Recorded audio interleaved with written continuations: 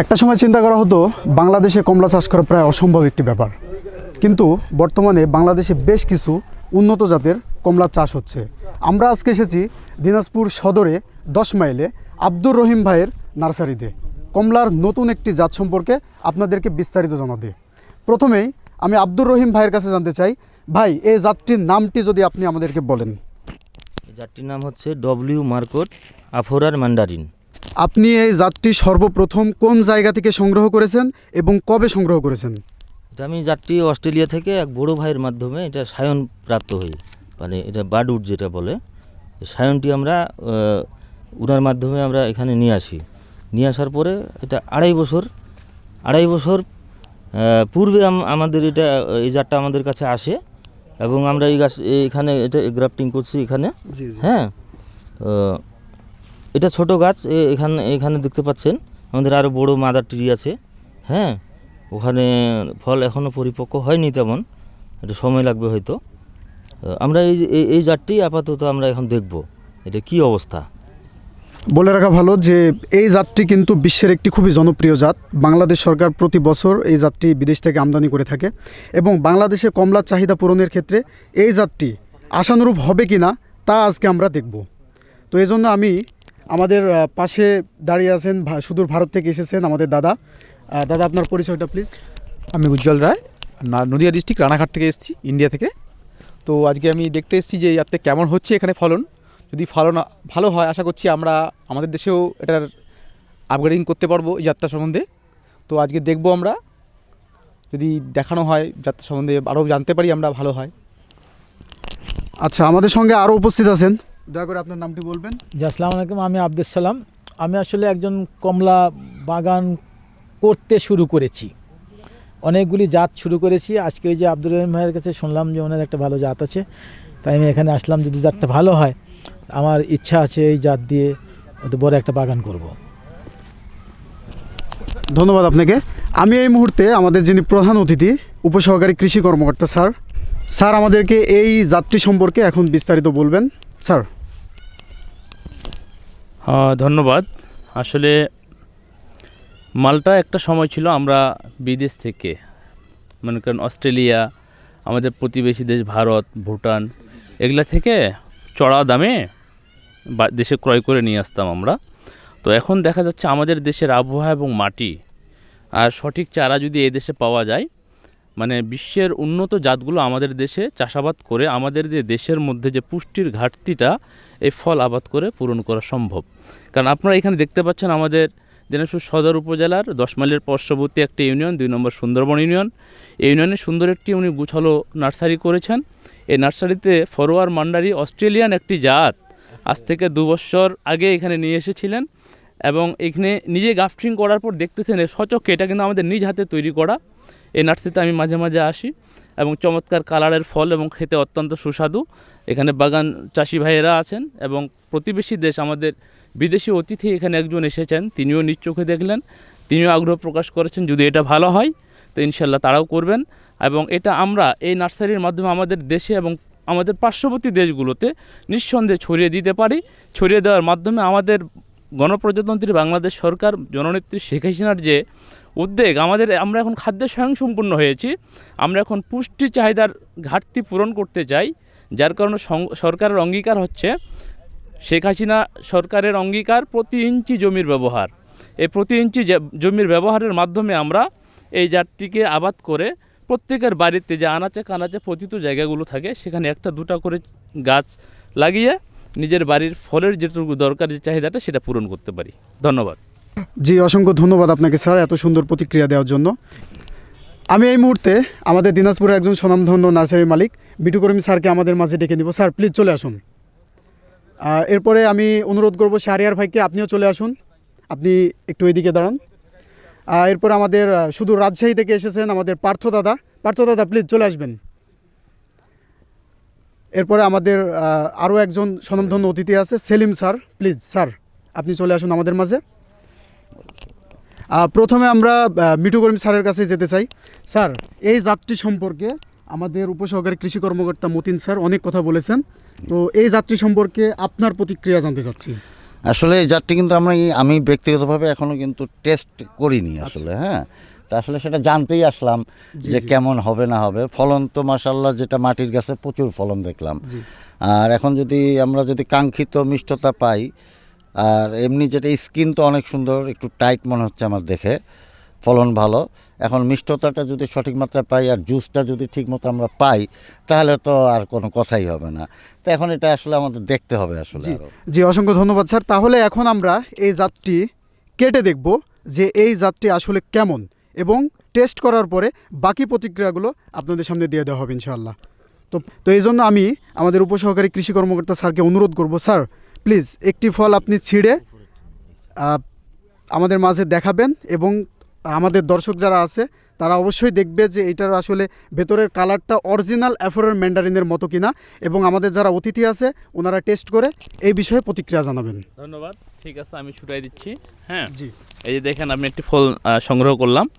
আব্দুর রহিম ভাই, আপনি একটু ছিলে সবার হাতে হাতে দিবেন। আমি তো এর আগে খেয়েছি, আমাকে তো ভালো লেগেছে। দেখি আমাদের অতিথিরা কি বলেন। আমি বাজার থেকে এর আগে আফরার ম্যান্ডারিন নিয়েছিলাম, যেটা অস্ট্রেলিয়া থেকে আমদানি করা ছিল।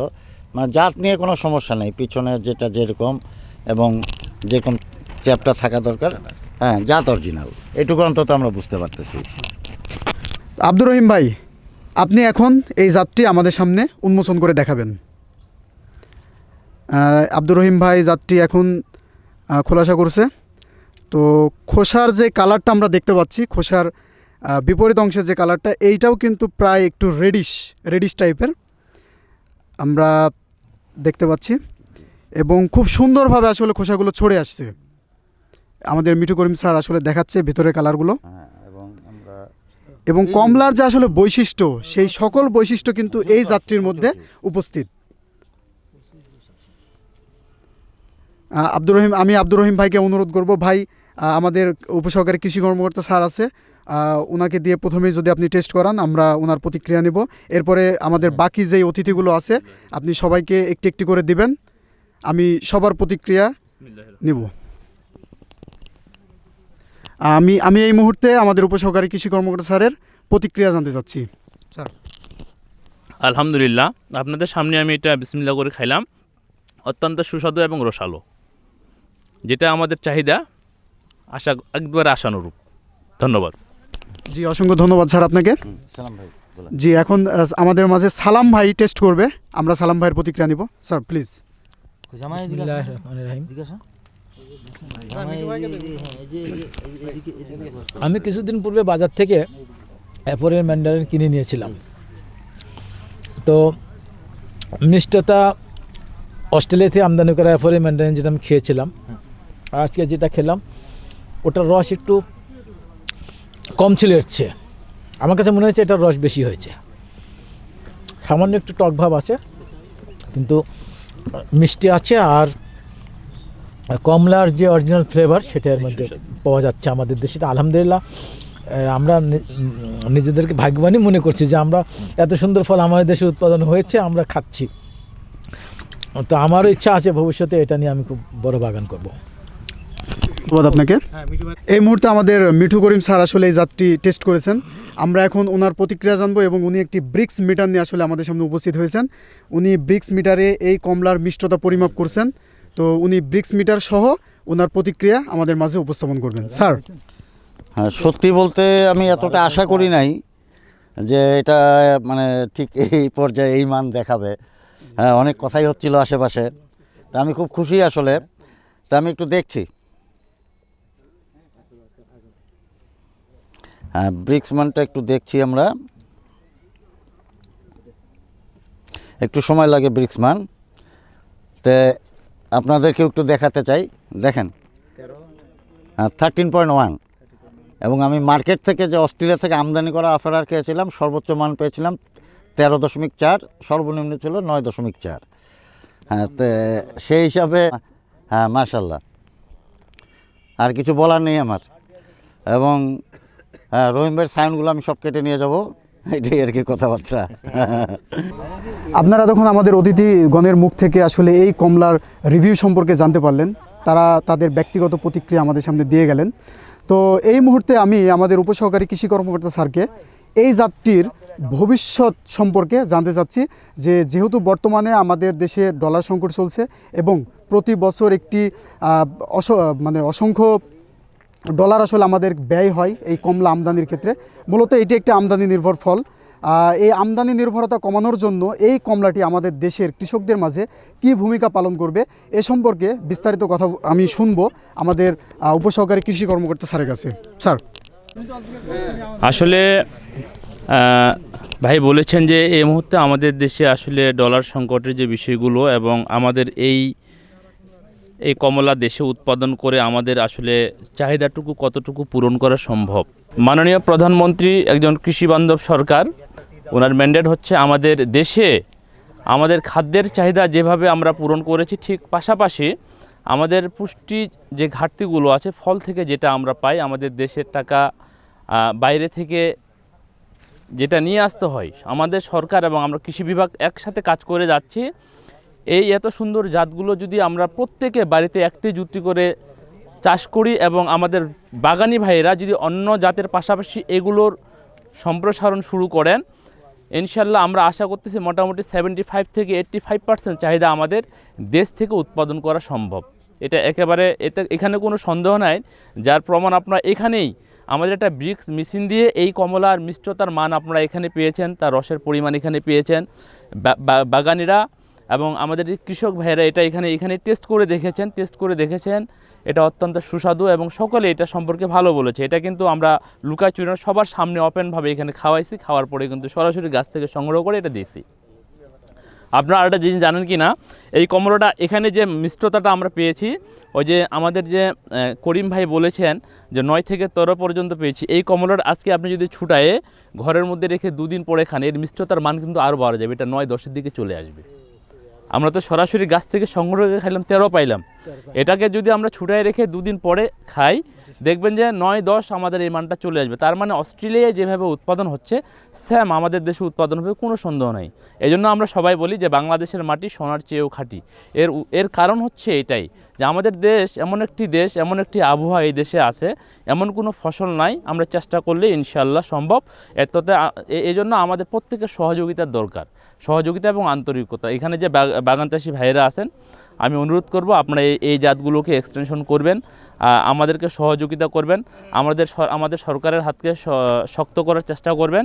ইনশাল্লাহ আমরা একে অপরের প্রতি পারস্পরিক ভালোবাসার মাধ্যমে দেশকে এগিয়ে নিয়ে যাব, এই আশা ব্যক্ত করে আমি আমার সংক্ষিপ্ত কথা শেষ করছি। আসসালামু আলাইকুম। স্যার, আপনাকে আপনার মূল্যবান পরামর্শ দেওয়ার জন্য। এই মুহূর্তে আমি ডেকে নেব আমাদের একজন বাগানি ভাই, উনি এই কমলা অলরেডি টেস্ট করেছেন, এখন উনি ওনার প্রতিক্রিয়া জানাবেন যে উনি ভবিষ্যতে এই জাতটি সম্প্রসারণ করতে চান কিনা। স্যার প্লিজ আপনি একটু চলে আসবেন আমাদের সামনে, আপনার প্রতিক্রিয়া আপনি জানাবেন। আসসালামু আলাইকুম। আমি কমলা সম্পর্কে খুব আমার একটা আইডিয়া নাই, বাজারে কিনে খাই। হ্যাঁ, তো আজকে এইখানে নার্সারিতে এসে যেটা খেলাম আর কি, আমাকে ভালোই লাগলো, সুস্বাদু এবং রসালো। হ্যাঁ, এইটুকুই বলতে পারবো, এর বেশি বলতে পারবো না, আমার কাছে ভালো লাগছে। স্যার, এই জাতটি নিয়ে আপনি বাগান করার কোনো প্ল্যান আছে কিনা আপনার, যদি বলতেন? না, আজকে প্রথম দেখলাম, দেখি মনের মধ্যে তো ইচ্ছা জাগে, কিন্তু সময় পরিসর বের করতে হয়। হ্যাঁ, তবে যারা করতে আগ্রহী তারা চেষ্টা করতে পারে, আমার মনে হয় ভালো হবে। এই মুহূর্তে আমি একজন বাগানের সঙ্গে কথা বলবো, যিনি এই জাতটি সম্পর্কে কি ভাবছেন এবং ভবিষ্যতে তিনি এই জাতের বাণিজ্যিক বাগান করবেন কিনা সে সম্পর্কে আমি তার কাছে জানতে চাইব। ভাই, আপনি এই জাতটি তো টেস্ট করেছেন, এই জাতটি সম্পর্কে আপনার অনুভূতি এবং ভবিষ্যতে আপনি বাগান করবেন কিনা এবং অন্যান্য বাগানীদের কাছে আপনার পরামর্শ আছে কিনা সেই ব্যাপারে আপনি বিস্তারিত বলবেন। আমি এই জাতটা কিছুক্ষণ আগে খাইছি এবং কি মিঠু করিম আঙ্কেল এই জাতটা মেশিনের মাধ্যমে টেস্ট করছে, তো নির্দ্বিধায় বাগানটা করা যায়। আপনারা যদি কেউ এটা করতে ইচ্ছুক নিঃসন্দেহে করতে পারেন, এটুকুই বলতে পারি।